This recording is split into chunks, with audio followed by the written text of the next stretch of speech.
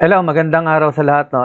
Sa akin ngayon po, nagpo-promote tayo ng isang negosyo na ito po, ayaw ito ng taong mahilig sa scam. Dito tayo sa legit, tayaan natin mga greedy sa gusto nilang scheme, pero masarap i-alok yung legal. Bakit masarap i-alok yung legal? Kasi itong sa Ride BNB, ang ginagamit po namin yung OPBNB na tinatawag na blockchain. Then, ang kagandahan ng BNB ay scam-free, without liability, no any false commitment, walang overpromising, 100% working plan. Hindi po ito yung pateka-teka, nakabase sa blockchain, based on blockchain. Ownership free, ito maganda, pag-aari na to ng community, wala nagmamay-ari. Crypto, no legal issue, walang nasa almost sa top 10 na si Pride BNB ay kasama sa mga legit na top 10 na tinatawag na wallet. Low joining amount, 0.004 lang.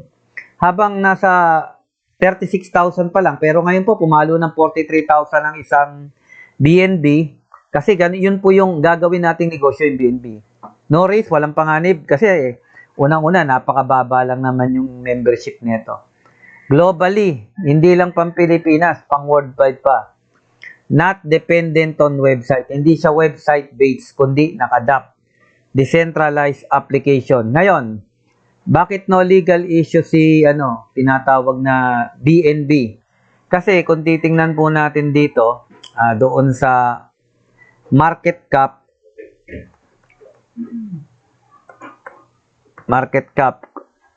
yan, coin market cap sa crypto.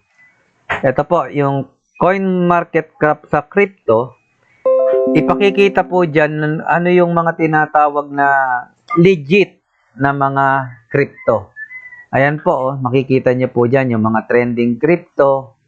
Yan ho. At pati yung mga nagsisirculate. Ayan, tingnan natin. Teka lang. Ayan po. Kung mapapansin nyo po, dito ang nangunguna si Bitcoin, Ethereum, Tether, XRP, Solana. Lahat po yan mga coins po yan na legit. At nandito po si BNB, pang-anim doon sa mga pinagkakatiwalaan. Ganon kaganda si Bitcoin. Ganon kaganda si OPBNB. Kasi Bitcoin, bukang bibig na natin yan. Pag narinig na crypto, Bitcoin kagad na nasa isip. Ngayon, ang tingnan natin, magkano ngayon ang isang BNB? Kaya hanapin natin ngayon, BNB to PHP. Kaya mapapansin nyo po ngayon sa BNB to PHP, ito po yung pinaka-latest. Ngayon, ang date ngayon, December 5, 2024. Biruin nyo, 42,045. Last week, nasa 36,000 lang yan. Kaya, yung isang BNB na nagkakalaga ng 42 pesos, kung ikaw ngayon, nagkaroon ng pagkakataon na magkaroon ng pera, yung pera mo, ilagay mo rito sa BNB o sa crypto. Kasi, mas malaki kikitain mo. Bakit? Magte-trade ka lang naman. Bibili ka lang ng BNB. Kasi nung isang linggo, 36,000 lang yan. Paano ka kikita? Sa pamamagitan ng pagte-trade. Halimbawa, ganito po yung pagte-trade niyan. Punta tayo rito. Hanapin natin yung calculator. Ayan. Ngayon, ang magiging kwentahan lang yan, napakasimple. Halimbawa, noong nakaraang linggo, magkano ba yung isang BNB? 36,000. 36,000 lang po yan. Ngayon, bibili ka niyan, bawasan natin, 36,000. Gusto mo makabili ng isang BNB sa halagang 36,000. Siyempre, ang bibili mo dyan, yung USDT na stable coin. Divided by 59 pesos. Ibig sabihin, magkakaroon ka ngayon ng 610 na dollars para makabili ng isang BNB.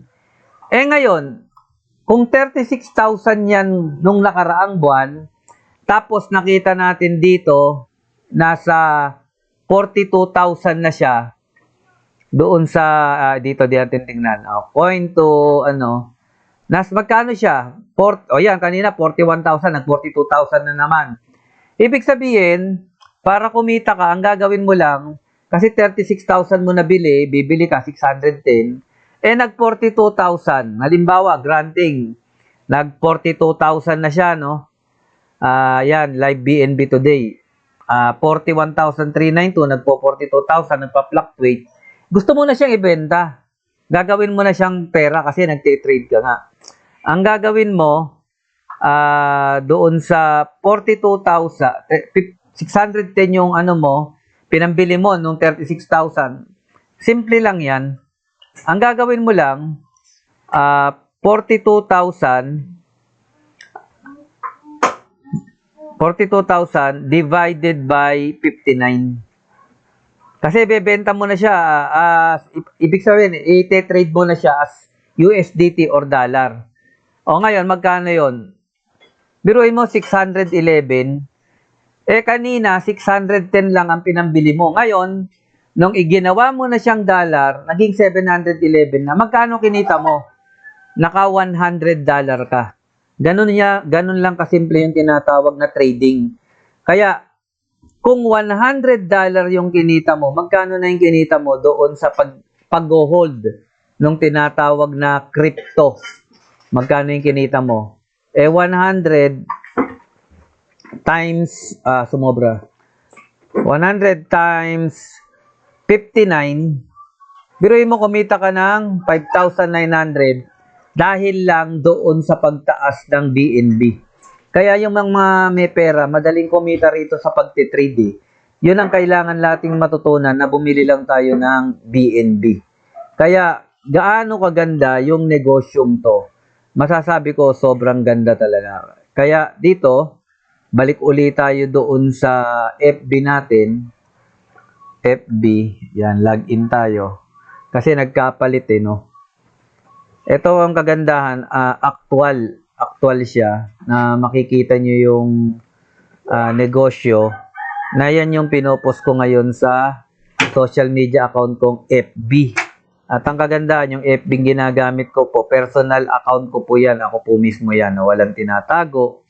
Kaya dito, 3 hours to 5, samantala sa pinakita ko, 5,000 na yun, pwede kang kumita sa pamamagitan lang nun Kaya babalik tayo dun sa nakapost ko kanina. Bakit kailangan mong mag-BNB?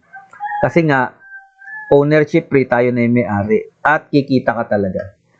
Ngayon, ang Ride BNB ay tawag ay decentralized. Pag sinabing decentralized, ibig sabihin wala na nagmamay-ari dyan, wala nang admin, wala nang intermediaries.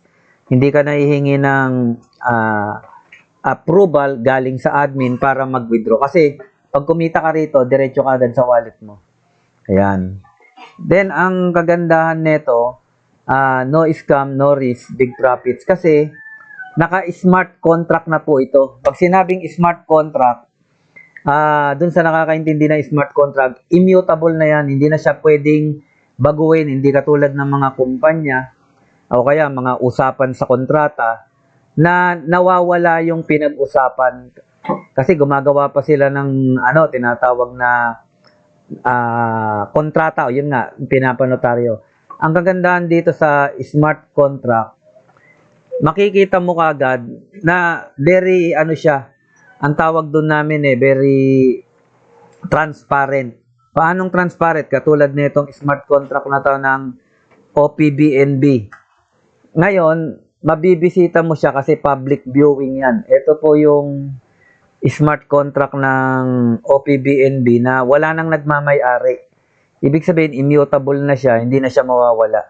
Kaya, pag binasa natin yung code, ito po yung pinaka-code niya. Diyan po makikita kung ano yung laman ng smart contract sa loob nun. Nagsimula po siya nung, napapost tayo, nung 2024, August 7. Ayan po, makikita nyo kung kailan nagsimula. Then, andito po yung mga tinatawag na activity. Ayan po. Yung mga tinatawag na repair, upline, start, level. Yan po yung nangyayari sa loob ng smart contract na ginagawa doon sa sa blockchain, yung mga tinatawag na transaction, yung mga royalties. Pero pumokus muna tayo doon sa madali. Bakit siya risk-free? Bakit siya risk-free? Kasi ang kagandahan dito, kung mababasa nyo dito, function transfer ownership to zero address. Ibig sabihin, ang zero address niyan, wala na nagmamay-ari niyan. Kasi yung mismong may-ari, renounce na. Hindi na siya authorized na magkaroon pa ng activities or action dito. Hindi niya na magagawa. Kaya ganun siya kaganda. Hindi na siya mawawala, hindi na siya mababago. Kaya doon natin makikita gaano kaganda to negosyong to. At yung mga nag-join po dito sa Ride BNB, makikita nyo po doon sa transaction. Yung transaction po natin dito sa Ride BNB, kung mapapansin nyo, hindi siya daily, hindi siya per hour, per second. 11 seconds ago, 23 seconds ago, 38 seconds ago. At makikita nyo kung kailan nagsimula yung 11 seconds ago, pag ikinlik mo tong tinaka-transaction na yan. Ayan, nasa bahay tayo kaya interaction nandiyan. Ibig sabihin, nagsimula lang pala yung 12 seconds ago na yan, noong December 5. Ngayon yon. Kasi ngayon po, December 5, ayan, nakikita nyo sa akin laptop po. December 5 to 2024, alas 3:07.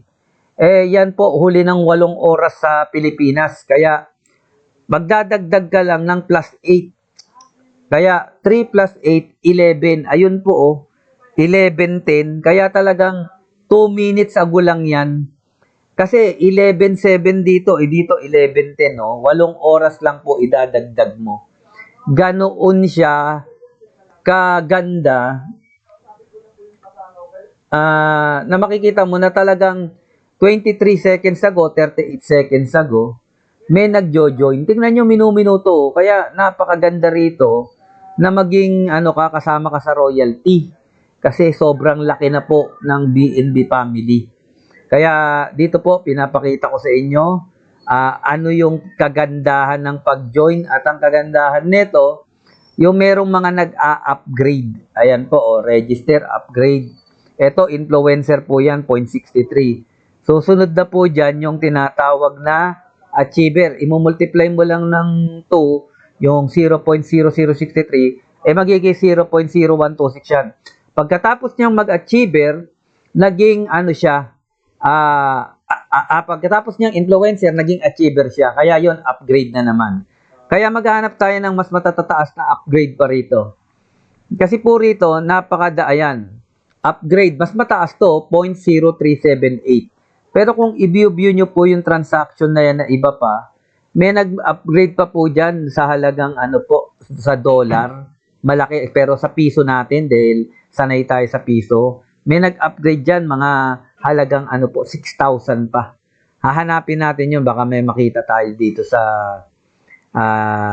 pinaka-transaction, mga latest transaction. Ayan. Punta tayo rito sa last. Ayan. 17 hours ago yung last. Wala tayong medyo nakitang mas ito, grabe, Nag-upgrade 1.5. Malamang to?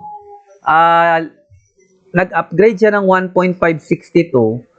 Malamang to, to po, mga legend. Tingnan natin yung upgrade niya. Ayan po, 17 hours ago. December 4, kahapon lang, 9 plus 8, alas 11 po yan ng tanghali. Kaya nag-upgrade po siya sa halagang magkano yung in-upgrade niya. Makikita naman natin dito yan. Ayan, $1,123 or 1.5 BNB. Ganun kaganda. Kaya talagang may nag-upgrade. Kaya for the meantime, doon po muna tayo at naipakita ko sa inyo gaano ka-transparent tong ating business. Kasi nga po, may tinatawag na smart contract. Yun po ang kagandahan nito. At sa pamamagitan ng smart contract na yan, nakikita natin paano siya gumagalaw, paano yung mga nangyayaring transaction. kailan siya nagsimula, at sino yung nagmamay-ari. At dito wala nagmamay-ari, kundi yung mga member na po. Tayo na po ang nagmamay-ari. Kaya po, so much for that. Magandang araw po. At muli, babalik ako dun sa aking business na OPBND, Join Ride BNB Today. Kasi napakaganda niya. Yung mga mahilig sa scam, hindi nila gugustuhin to. Pero yung mga taong gusto na legit at tinatrabaho yung negosyo at pangmatagalan na tayo na wala na, eto mananatili. Kasi habang may computer,